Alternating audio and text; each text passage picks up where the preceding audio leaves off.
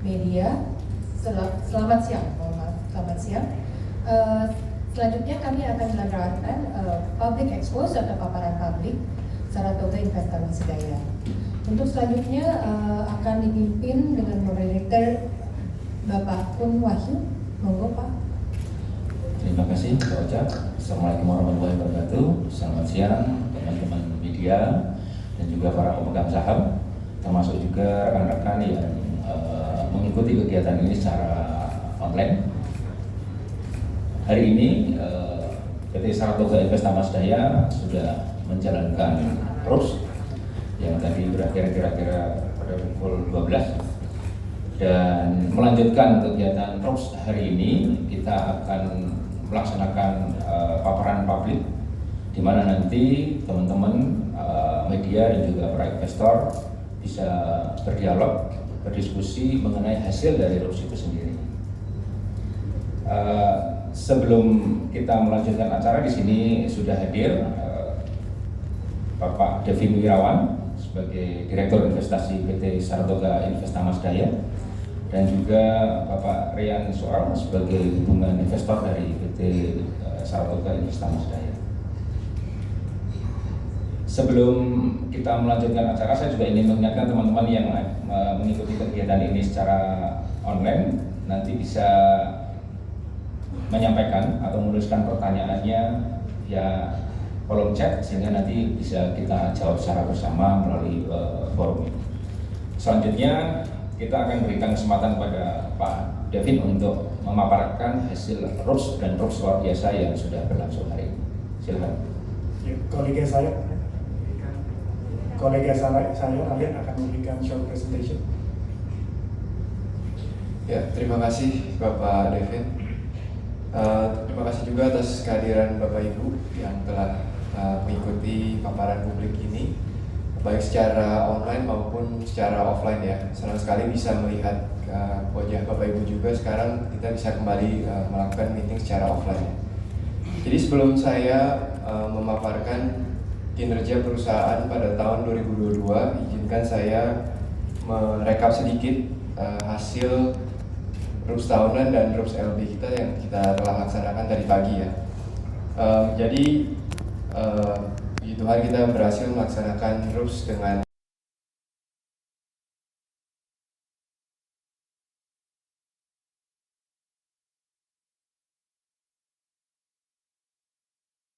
dividen perusahaan sebesar totalnya 1 triliun rupiah atau senilai Rp75 per sahamnya. Perlu diingat ini adalah peningkatan dari dividen yang kita bagikan tahun sebelumnya, yaitu sekitar 810 miliar atau Rp60 per saham. Lalu kita juga pada RUPS LB telah menyetujui program buyback atau pembelian kembali saham Saratoga yang dianggarkan sebanyak-banyaknya 150 miliar atau 50 juta lembar saham yang akan berlangsung efektif mulai dari setelah mendapatkan persetujuan pada rapat hari ini sampai maksimal rapat umum pemegang saham tahun berikutnya atau selambat-lambatnya 30 Juni 2024. Mungkin setelah itu kita bisa mulai masuk ya kepada paparan kinerja perusahaan pada tahun 2022. Ini bisa dimulai pada slide pertamanya, di slide keempat.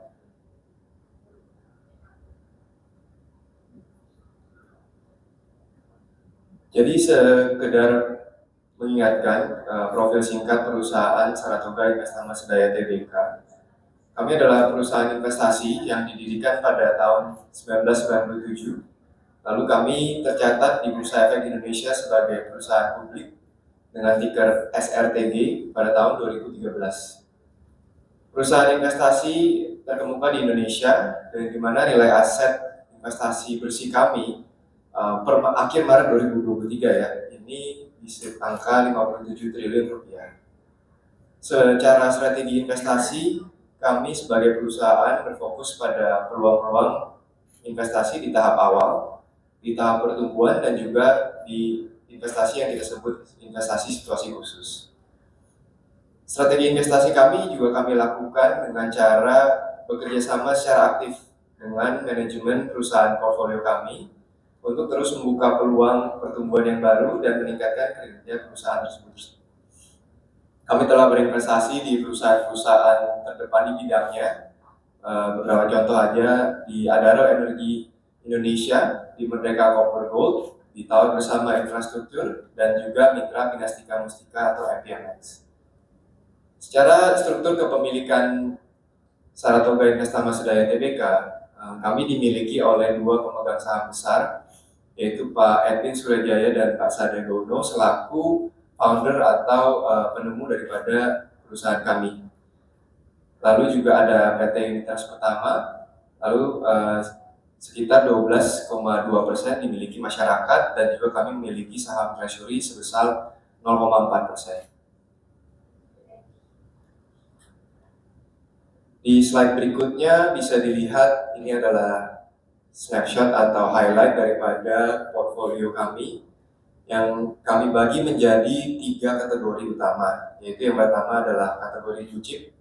Ini adalah perusahaan-perusahaan yang sudah melantai di bursa dan juga mempunyai kinerja yang cukup mapan dan bisa dinilai sebagai blue chip status. Ini ada 3, yaitu Adaro Energi Indonesia, berkecimpung di energi dan sumber daya alam, Merdeka Copper and Gold di logam berharga atau logam mulia, Tahun Bersama Infrastruktur sebagai menara telekomunikasi. Kami juga memiliki beberapa perusahaan yang masih pada tahap pertumbuhan. Ini terbagi menjadi baik perusahaan yang juga sudah publik di Bursa Efek Indonesia maupun perusahaan yang masih perusahaan private atau perusahaan tertutup. Tadi yang pertama yang saya sudah sempat sebutkan di slide sebelumnya ada Mitra Pinastika Mustika. Mereka bergerak di bidang otomotif. Ada Samator Indogas yang bergerak di bidang gas industri. Lalu dan kedua perusahaan tersebut sudah perusahaan publik ya, Mitra Pinastika Mustika dan Samator Indogas. Lalu dari perusahaan yang privat kita ada portfolio di MGM Bosco Logistics yang merupakan portfolio yang bergerak di logistik rantai pendingin atau cold chain logistik. Ada juga perusahaan Deltomed yang bergerak di perusahaan di sektor suplemen herbal. Salah satu produknya mungkin Bapak Ibu juga sudah tahu. Lalu City Vision, mereka bergerak di media luar ruang atau out of home media. Juga ada Surya yang bisnisnya di tenaga surya atau solar panel, dan juga ini per akhir 2022 ya, kita ada portfolio di data center yang disebut dengan Adriadisi, dan juga ada portfolio di carbon credit yang namanya Forest Carbon. Selain beberapa sektor ini, kami juga berinvestasi di sektor teknologi digital, baik melalui investasi secara langsung maupun investasi melalui partner modal ventura atau venture capital kami. Investasi langsung kami lakukan pada perusahaan bernama Fuse yang bergerak di insurance technology, Julo di fintech. Lalu kerjasama kami dengan venture capital ada 2 di sini, yaitu Provident Growth Fund dan juga Skystar Capital Tech Investment.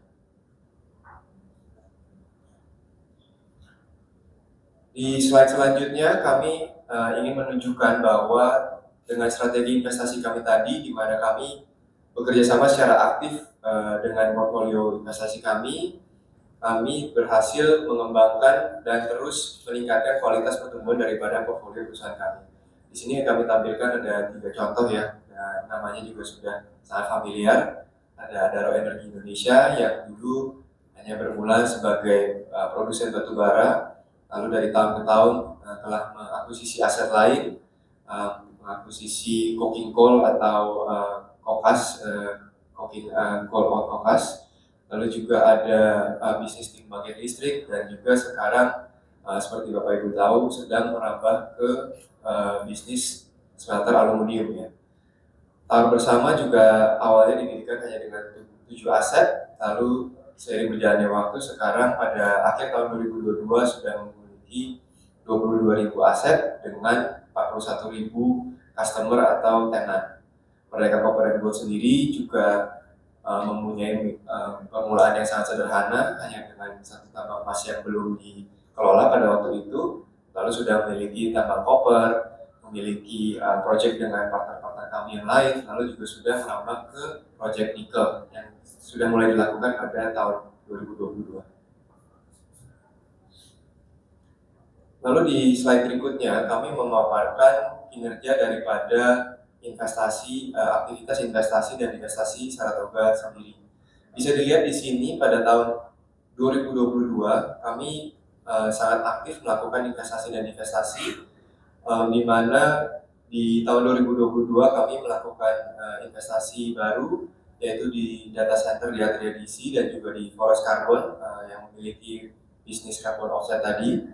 Lalu kami juga dari sisi divestasi bisa dilihat ada angka yang cukup meningkat ya dari tahun sebelumnya.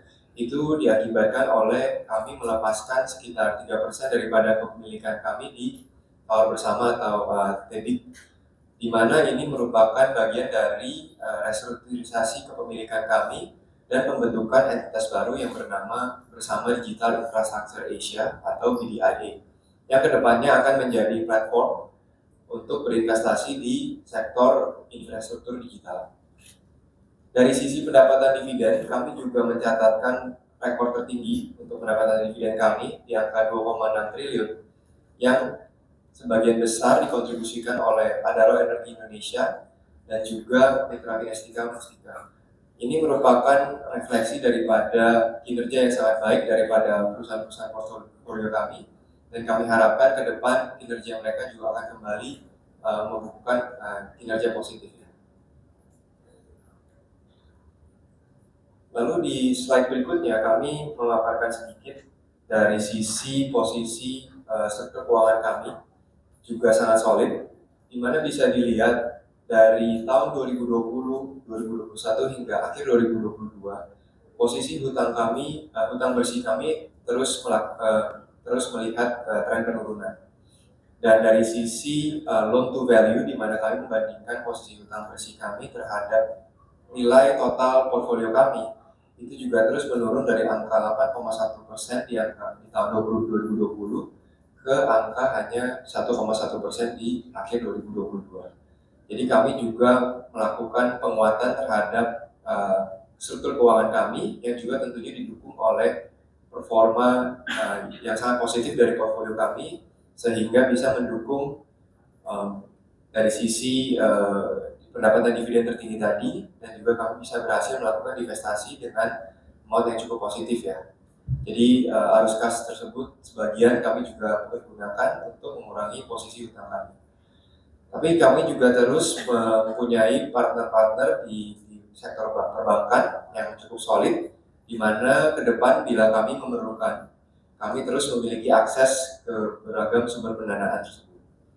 Dari sisi rasio biaya juga bisa dilihat pada tahun 2022 masih sangat sehat, yaitu di mana beban usaha ditambah dengan beban bunga kami itu masih sangat rendah ketika kami bandingkan dengan nilai aset bersih kami, yaitu di bawah 1%. Sedangkan ketika kami melihat interest coverage kami, di mana kami bandingkan beban bunga dan beban usaha perseroan, ketika kami bandingkan dengan pendapatan dividen kami mampu mengcover hingga 14 kali daripada biaya-biaya tersebut. Bisa dilihat juga di slide berikutnya, ini juga paparan singkat daripada kinerja keuangan kami, di mana memang bisa dilihat ada penurunan dari angka keuntungan bersih atas investasi pada saham kami.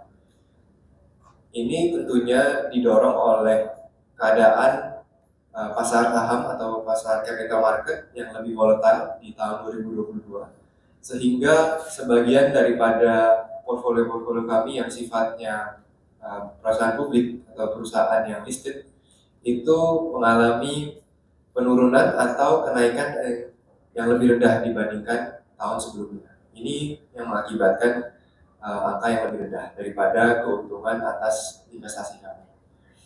Namun bisa dilihat juga bahwa tadi seperti yang saya paparkan sebelumnya, dari sisi penghasilan dividen kami berhasil memaparkan atau melaporkan penghasilan dividen yang mencapai rekor tertinggi di angka 2,6 triliun. Dan ini juga merupakan refleksi daripada kinerja yang positif dari portfolio kami, terutama Adaro dan FPMX. Dari laporan posisi keuangan, kami juga berhasil mengurangi posisi hutang kami menjadi 1,5 triliun di akhir 2022, turun sebesar 61% dibandingkan tahun sebelumnya. Sehingga posisi hutang bersih kami pada akhir 2022 berada di angka 688 miliar. Jadi ini juga merupakan strategi yang kami ambil ketika kami tadi mendapatkan kinerja yang sangat positif dan pendapatan dividen yang tinggi. Kami juga melakukan pengurangan pada posisi hutang kami karena kami melihat di ekonomi global juga masih mengalami tekanan dari sisi kenaikan suku bunga global. Jadi kami juga melakukan langkah tersebut untuk terus memperkuat posisi keuangan kami, sehingga kedepannya kami akan sangat mampu untuk bisa melakukan investasi baru. Di slide selanjutnya ini sekedar meng-highlight saja performa daripada nilai aset bersih kami per saham dibandingkan dengan performa daripada saham Saratoga Investama Sedaya Tbk. Memang dilihat ada sedikit penurunan, tapi seperti yang saya sampaikan sebelumnya, ini sejalan dengan volatilitas pasar saham atau pasar modal capital market yang lebih volatile pada tahun lalu, sehingga bisa dilihat bahwa performa saham Saratoga juga secara umum masih di bawah daripada performa pertumbuhan dari nilai aset bersih kami. Kami tentunya mengharapkan ke depan performa daripada saham Saratoga dan nilai market cap kami akan terus semakin meningkat, semakin sejalan dengan pertumbuhan nilai aset bersih kami. Lalu di slide yang berikutnya, ini adalah slide yang terakhir. Kami memaparkan beberapa pencapaian atau kinerja perusahaan investasi atau portfolio kami di tahun 2022. Yang pertama ada dari Adaro Energi Indonesia. Mereka telah mencatatkan rekor baru dari sisi pendapatan di tahun 2022 sebesar 8,1 miliar US dollar atau tumbuh sebesar 103% dibandingkan tahun sebelumnya. Dan juga EBITDA operasional sebesar 5 miliar US dollar yang tumbuh hampir 140% secara tahun ke tahun. Dari sisi volume penjualan batu bara pun meningkat ke angka 61,3 juta ton atau meningkat 19%, dengan harga penjualan yang tentunya juga meningkat cukup signifikan sebesar 74%.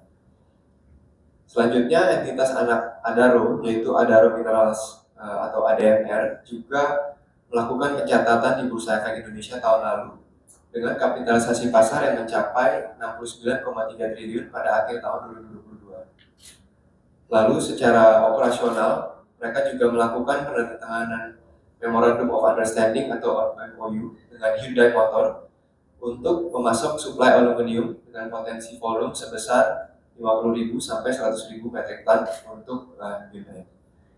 Dari perusahaan yang selanjutnya ada MPMX. Mereka juga membukukan kinerja yang positif di 2022 di mana pendapatan mencapai 12,7 triliun rupiah, naik sebesar 7%. Dengan laba sebesar 662 miliar atau naik sebesar 61%.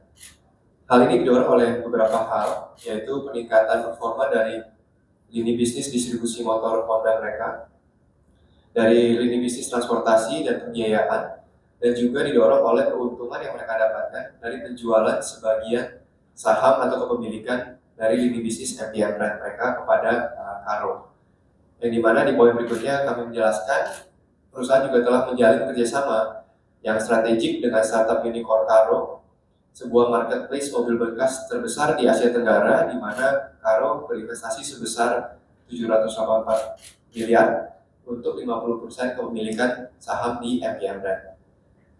Nah, selain adopsi teknologi, kerjasama dengan Karo ini diharapkan akan membuka sinergi dan strategi baru untuk grup MPMX. Salah satunya bisa dilihat dari integrasi bisnis penjualan wholesale Karo ke dalam bisnis lelang MPM brand atau yang dinamakan auksi. Mereka juga meluncurkan produk baru yang sedang mereka godok, contohnya di rental electric vehicle, di leasing jangka pendek, dan tentunya kami juga sangat mendukung untuk kolaborasi lainnya dengan lini bisnis asuransi dan pembiayaan yang telah dimiliki oleh MPMX. Perusahaan selanjutnya di Samator Indobras atau AGI, mereka juga telah masuk ke dalam tahap pembangunan pabrik baru di kawasan industri terintegrasi Batam di Jawa Tengah. Setelah mereka berhasil menandatangani perjanjian jual beli dengan KCC Glass Corporation dari Korea Selatan, yang dimana suplai gas daripada KCC Glass ini akan disuplai dari pabrik baru tersebut. KCC Glass juga dalam tahap pembangunan pabrik di kawasan terintegrasi Batam tersebut, yang dimana diproyeksikan menjadi salah satu proyek pabrik terbesar di Asia Tenggara. Mereka juga pada tahun lalu sudah mulai mengoperasikan pabrik oksigen baru mereka di Bangka Belitung, di mana mereka akan mensuplai untuk smelter PT Timah atau TIMS dengan kontrak kerjasama sepanjang 12 tahun. Lalu yang terakhir dari Merdeka Corporate Gold, mereka telah menjalankan proyek nikel terkemuka melalui anak entitas mereka bernama Merdeka Battery Materials, di mana aset-aset di dalamnya merupakan sebagai berikut, yaitu ada tambang nikel SCM dengan salah satu sumber daya nikel terbesar di dunia yang mengandung 13,8 juta ton nikel dan 1 juta ton kobalt.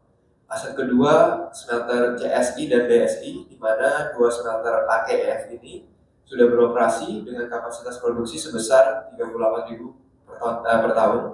Lalu smelter ZHN yang juga sedang dalam tahap konstruksi yang ditargetkan akan melakukan produksi sebesar 50.000 per tahun. Aset yang keempat yaitu adalah proyek AIM atau Acid Iron Metal, yang dimana mereka akan menghasilkan produk sulfur dan uap, di mana produk tersebut akan digunakan untuk proses HPAL, di mana ini adalah proses refining untuk produk nikel juga ya, di mana mereka juga selain itu akan menghasilkan logam-logam lainnya seperti besi, tembaga, dan emas. Lalu yang aset mereka terakhir di dalam proyek nikel ini juga termasuk sebuah kawasan industri yang bernama IGIP dengan luas 3.500 hektar, dan ini juga akan ditujukan untuk industri hilirisasi nikel. Demikian pemaparan singkat kami yang bisa kami paparkan untuk kinerja tahun 2022. Berikutnya mungkin kami bisa mulai buka untuk sesi tanya jawab. Terima kasih. Oke, terima kasih Pak Aryan.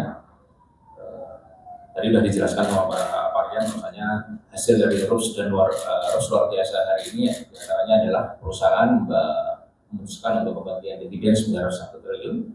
Kemudian ada program buyback sebesar 150 miliar yang akan berlangsung dari hari ini 15 Mei 2023 sampai RUS berikutnya ya, atau maksimal pada 30 Juni 2024. Kemudian tadi juga sudah dijelaskan sama Pak Aryan bagaimana strategi Saratoga dalam mengembangkan portofolio investasinya dan juga rencana strategis dari perusahaan portofolio itu sendiri. Untuk mempersingkat waktu, di sini saya ingin membagi dua sesi pertanyaan, termasuk juga nanti kita akan bacakan pertanyaan dari teman-teman yang hadir secara online. Untuk sesi yang pertama, dua pertanyaan dulu dari forum ini, silakan. Mungkin bisa disebut nama dan institusinya. Atau sebelum ada pertanyaan, saya ingin bertanya juga nih Pak, ke Pak Aryan juga Pak Kevin. Ini ada banyak pertanyaan juga yang mewakili dari teman-teman media. Sebagai perusahaan investasi, sebenarnya apa parameter dari Saratoga ya Pak? Karena ada yang melihat dari seperti halnya perusahaan yang lain dilihat dari sisi bottom line-nya atau laba bersihnya. Sementara di sini juga ada NAV dan juga arus kas. Mungkin bisa dijelaskan kira-kira seperti apa parameter sebuah perusahaan investasi. Silakan. Terima kasih atas pertanyaannya Pak. Ya, terima kasih atas pertanyaannya Pak. Ya, sebagai perusahaan investasi, tugas manajemen adalah untuk mencari investasi baru dan mengembangkan investasi baru tersebut beserta portofolio perusahaan kami untuk bisa menghasilkan return yang sesuai dengan hurdle rate kami untuk menghasilkan keuntungan terhadap pemegang saham kami.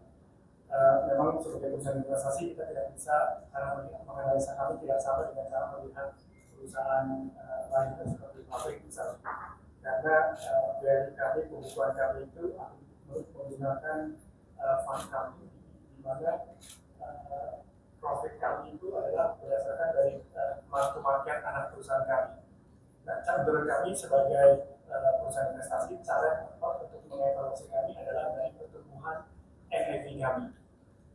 Itu adalah merupakan hasil dari manajemen dalam mengoptimalkan anak perusahaan kami dan dalam mencari perusahaan-perusahaan baru yang dapat menghasilkan return yang baik untuk pemegang saham.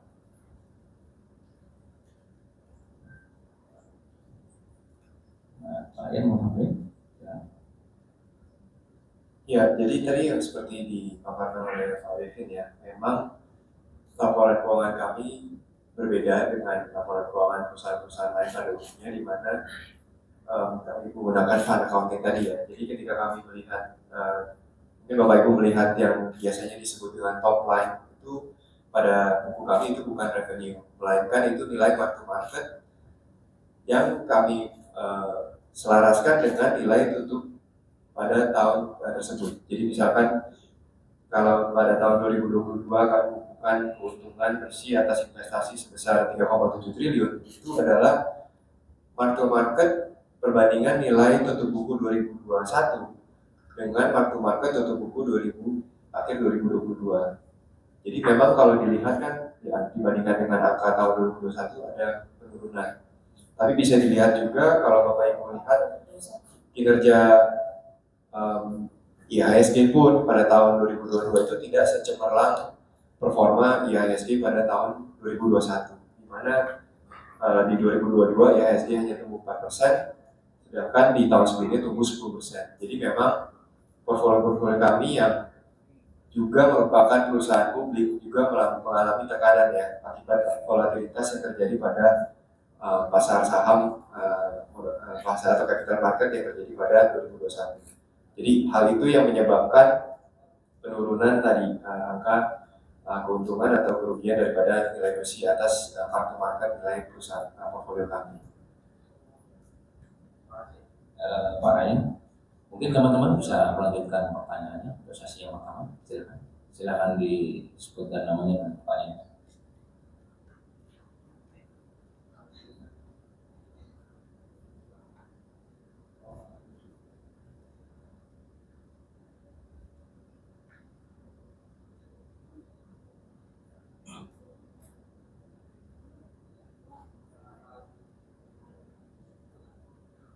Selamat siang, saya Sadar dari Kota. Bapak-bapak, saya ingin tanya mengenai kondisi keuangan di kuartal pertama. Kalau dilihat kan, Saratoga mengalami kerugian apa ya? Dan salah satu penyumbang loss terbesar itu adalah investasi di blue chip. Mungkin bisa dijelaskan Pak, ini di mana bisa mengalami kerugian dan sama apa sih yang paling menekan kinerja Saratoga di kuartal pertama gitu kan? Dan kedepannya apa yang akan dilakukan oleh Saratoga terhadap saham-saham ini Pak?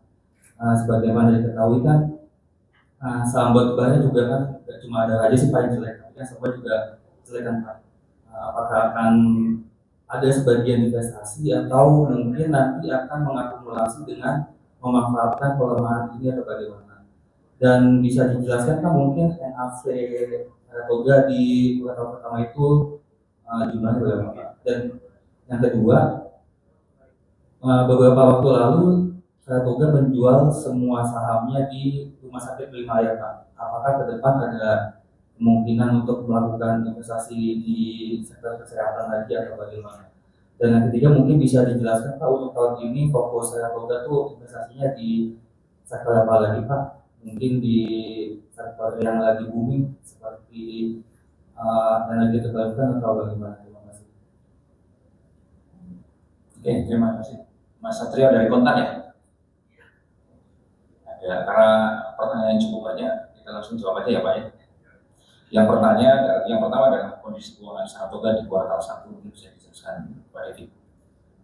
Iya, terima kasih Pak Satrio atas pertanyaannya. Memang benar di kuartal pertama kami mengalami kerugian, tapi seperti yang tadi kami sudah jelaskan, kerugian yang dimaksud adalah karena mark to market dari portofolio perusahaan Saratoga. Nah, Saratoga memang saat ini sekitar 85% masih dikontribusikan oleh 3 perusahaan blue chip yang termasuk Tower Bersama, Merdeka, dan Adaro.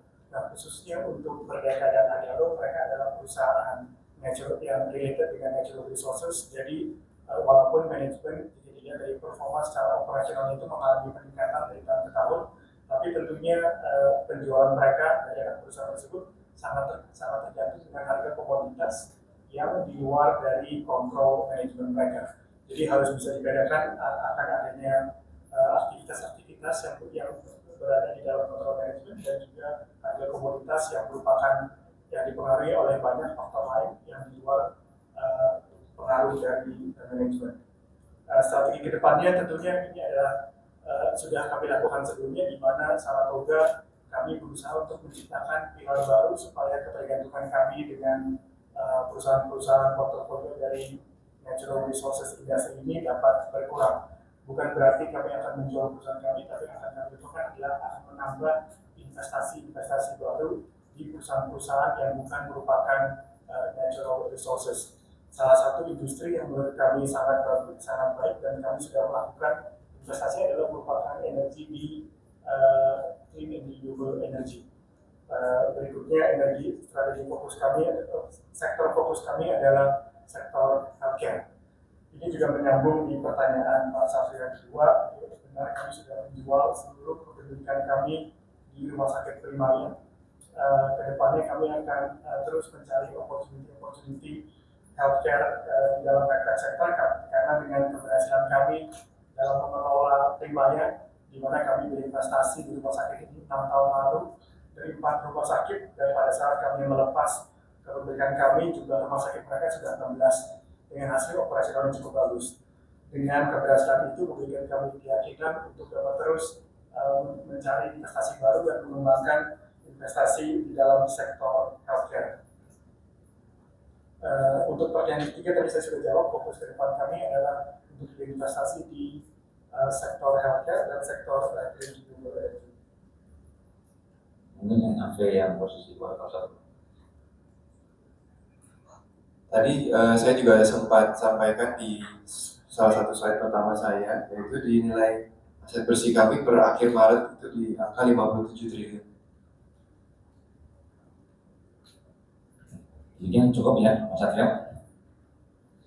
Mungkin ada pertanyaan lain dari, silakan Mbak yang belakang. Sebutkan nama dan dari mana. Siang Pak, saya kita dari Industri Asia. Tadi disebutkan kalau Pak Dewi bilang kalau sekarang tergantungan dengan natural resources sekitar 50% kan, dan kedepannya akan masuk di healthcare dan renewable energy. Kira-kira posisinya nanti kedepannya sektor 2 ini akan gimana Pak? Apakah akan balance dengan natural resources atau gimana Pak? Itu yang pertama. Langsung Pak dari Pak Tita. Ya, terima kasih atas pertanyaannya. Ya, kedepannya kami akan berusaha untuk memiliki sektor pilar baru yaitu healthcare dan renewable energy untuk bisa menyeimbangkan exposure portfolio kami di natural resources. Untuk seberapa besarnya itu masih tergantung dengan opportunity yang ada. Tugas kami adalah untuk terus mengevaluasi, menganalisa industri healthcare ini. Tim kami bertemu dengan potensi-potensi oportunitas manajemen pemilik di sektor healthcare, tapi tentunya kalau ditanya apakah kita akan memiliki investasi healthcare di tahun ini, semuanya tergantung oportunitas yang tersedia. Terima kasih. Mungkin kita buka sesi yang kedua ya. Silakan. Terima kasih Pak Devin. Saya Mati dari Banjarmasin Pak. Sebagai perusahaan aktif di investment company, bagaimana strategi dari Bapak? Apakah misalnya kalau mengakuisisi suatu perusahaan harus mayoritas atau bisa signifikan mayoriti, ya? Berapa persen yang Bapak anggap sebagai signifikan mayoriti? Kemudian dalam hal untuk melihat peluang investasi di clean renewable energy, apakah geothermal juga merupakan salah satu sektor yang mungkin potensial untuk investasinya? Terima kasih. Pak Made dari Banjarmasin. Ada ada 2 pertanyaan. Yang pertama mengenai strategi posisi dan investasi dari Saratoga, ada batas minimalis atau tidak gitu ya Mas. Yang kedua adalah peluang di geothermal. Silakan. Ya, Pak Made, kawan saya, terima kasih pertanyaannya Pak. Pertanyaan pertama, apakah investasi kami di perusahaan itu adalah mayoritas atau signifikan minority, tergantung industrinya Pak. Jadi kalau industri-industri di mana Saratoga sudah memiliki keahlian, sudah memiliki pengalaman dan juga sudah memiliki platform, kami ingin mengambil mayoritas ataupun 100% dari perusahaan tersebut. Tapi untuk industri-industri di mana kami masih sedang belajar, khususnya untuk industri-industri baru, kami happy untuk memiliki signifikan minority. Maksudnya apa signifikan minority itu adalah porsi kepemilikan saham di mana Saratoga bisa memiliki influence dalam corporate governance perusahaan tersebut. Biasanya Saratoga itu dalam berinvestasi kami akan menominasikan seseorang untuk menjadi direktur keuangan untuk perusahaan tersebut. Pertanyaan berikutnya, untuk clean and renewable energy geothermal, itu Saratoga sudah pernah memiliki investasi di perusahaan geothermal Sarula. Kami tidak menutup kemungkinan untuk berinvestasi di sektor tersebut ke depan. Cukup Pak Made. Terima kasih. Satu lagi pertanyaan dari silakan.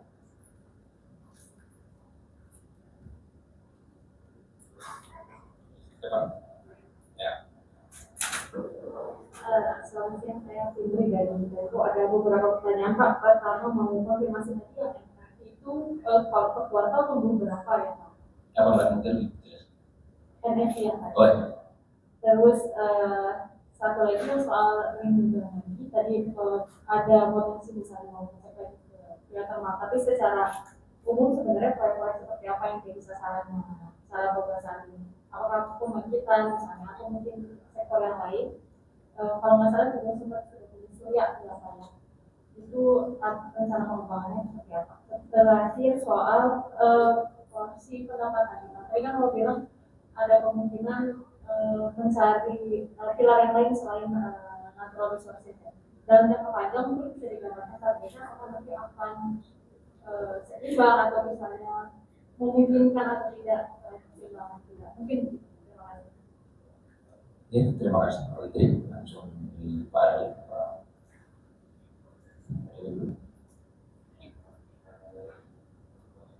Ya, untuk NAV kuartal 1 tadi Pak Ari sudah menjawab, angkanya turun menjadi 57 triliun.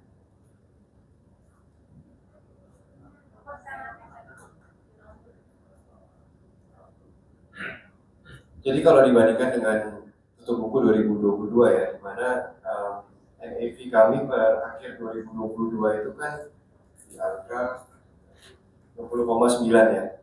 Nah itu memang terjadi penurunan sekitar 6%. Tapi ya seperti yang tadi saya bilang, kalau dilihat kan capital market pun sedang mengalami volatilitas ya di kuartal pertama ini. Untuk pertanyaan kedua tadi Bu Fitri juga sudah menjawab pertanyaan tadi, contoh-contoh perusahaan yang kita invest, yang salah satu yang kita suka itu adalah Surya. Karena Surya itu adalah perusahaan salah satu perusahaan yang terbesar di sektor solar energi, dan kami melihat sebagai bangsa Indonesia untuk transisi ke energi terbarukan, energi solar yang merupakan salah satu yang memiliki prospek yang sangat baik.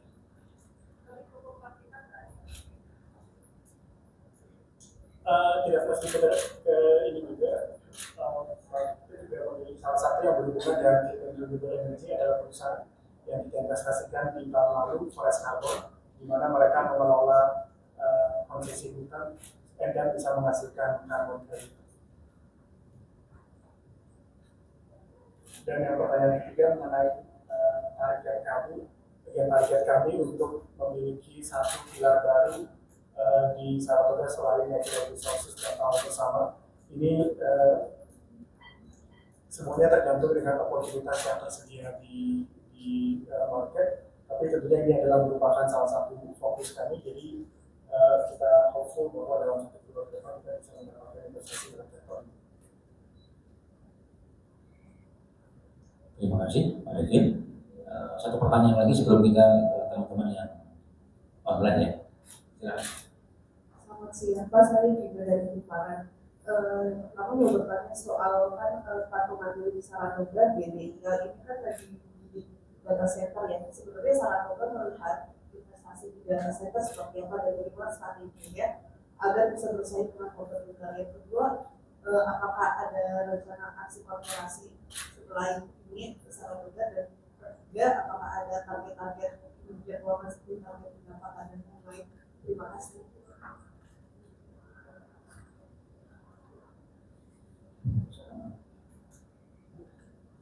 Iya, terima kasih atas pertanyaannya. Belum lama ini, minggu lalu, DDIA melakukan press conference di mana mereka announce sudah mendirikan perusahaan EDC yang memiliki 2 data center, satu di Danmogot dan satu di RTH Hero dengan total kapasitas sebesar 60 megawatt. Mengapa kami masuk ke dalam bisnis data center ini? Karena Saratoga kami sudah memiliki satu investasi sukses di dalam digital infrastruktur, contohnya Telkom bersama. Dan tahun lalu kami juga announce bahwa kami mendapatkan partner baru untuk tahun bersama, yaitu Mercury Asset Management. Mereka juga sudah memiliki pengalaman dalam sektor digital infrastruktur. Kami berharap kombinasi antara Saratoga, Provident, dan Mercury Asset Management dapat mengaplikasikan keahliannya di bidang sektor digital infrastruktur, termasuk data center dalam mengembangkannya di Indonesia dan juga dalam dirinya.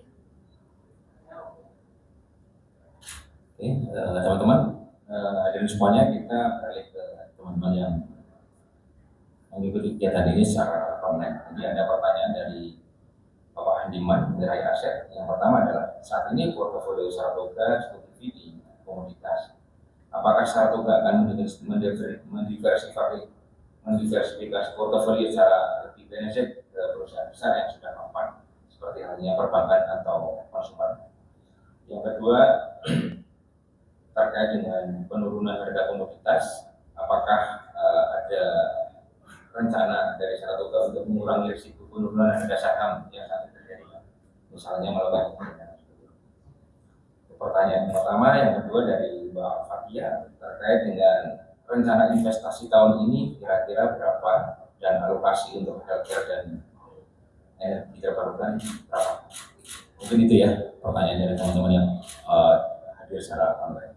Silakan Pak Aryan atau Pak ini. Ya, tadi sebagian dari pertanyaan itu sudah saya jawab di pertanyaan sebelumnya. Memang rencana kami untuk mendiversifikasikan portofolio Saratoga agar kami bisa memiliki pilar baru. Tentunya untuk membuat pilar baru dengan size yang sebesar investasi kami di natural resources dan digital infrastruktur itu memerlukan waktu yang tidak sedikit, tapi kami sudah melakukan transisi ini dari tahun-tahun sebelumnya. Pertanyaan kedua mengenai penurunan harga komoditas dan apakah Saratoga akan melakukan hedging untuk harga komoditas. Saratoga sendiri kami tidak melakukan hedging, itu bukan merupakan fokus dari Saratoga untuk melakukan hedging atas anak perusahaan kami. Policy untuk hedging dari komoditas saham itu kita serahkan ke manajemen dari perusahaan-perusahaan natural resources portfolio kami tersebut. Pertanyaan dari untuk rencana investasi tahun ini. Target investasi tahun ini 100 sampai 150 juta US dollar. Untuk sektor healthcare dan energi terbarukan tentunya ini akan tergantung dengan opportunity yang ada. Tapi di market itu fokus kami adalah untuk terus mencari perusahaan-perusahaan yang dapat kami invest dalam dua sektor tersebut. Cukup, Pak Aryan, mulai. Cukup, terima kasih. Satu pertanyaan terakhir ya, yang tadi ada. Masih ada pertanyaan atau kita silahkan. Ya, pertanyaan terakhir ya teman-teman ya. Pak, saya dari investor BRI, Pak, izin menegaskan soal dividen aja. Dari perhitungan saya, kalau menghitung laba bersih tahun lalu, DPR-nya itu sekitar 21%-an ya benar atau enggak Pak, dan bagaimana dengan jadwal pembagian dividennya? Terima kasih. Mungkin saya coba jawab dulu ya. Jadi seperti yang saya tadi jelaskan bahwa laporan keuangan kami itu tidak sama dengan perusahaan lain pada umumnya. Jadi kalau dilihat yang pada perusahaan lain itu ada top line atau revenue, lalu bottom line itu ada net profit. Kami sedikit berbeda. Jadi net profit kami itu bukan seperti pada perusahaan-perusahaan yang lain, itu masih digerakkan oleh mark to market daripada nilai-nilai portfolio kami. Jadi itu sebagian juga masih unrealized. Jadi kalau menurut kami kurang tepat kalau membandingkan distribusi dividen kami dibandingkan kepada net profit kami. Karena ya main bisnis kami itu adalah investment, dan investment kami di market to market terus setiap kuartal. Lalu bisa juga dilihat performa kami itu dari penghasilan dividen kami yang kami generate dari portfolio-portfolio kami. Nah, demikian. Terima kasih. Terima kasih Pak ya, penjelasan yang sudah cukup jelas ya, karena sudah tadi di awal sudah dijelaskan bagaimana mekanisme Saratoga ini bekerja dan bagaimana mekanisme melihat kinerja perusahaan investasi seperti Saratoga. Kalau mengenai jadwal nanti kami akan umumkan ya sesuai yang disclosure yang berlaku. Terima kasih. Oke, terima kasih Bapak Ibu semuanya hadirin, teman-teman yang hadir secara online. Sampai di sini kegiatan kita siang hari ini. Kegiatan paparan topik untuk PRUPS dan PRUPS luar biasa tahun 2022. Kami mengucapkan banyak terima kasih atas dari Bapak Ibu semua, teman-teman media yang hadir secara offline di gedung Adaro ini, dan juga teman-teman yang telah menyediakan waktunya yang hadir secara online. Semoga kita bisa bertemu dalam kegiatan dan agenda Saratoga ini. Terima kasih. Assalamualaikum warahmatullahi wabarakatuh. Selamat siang.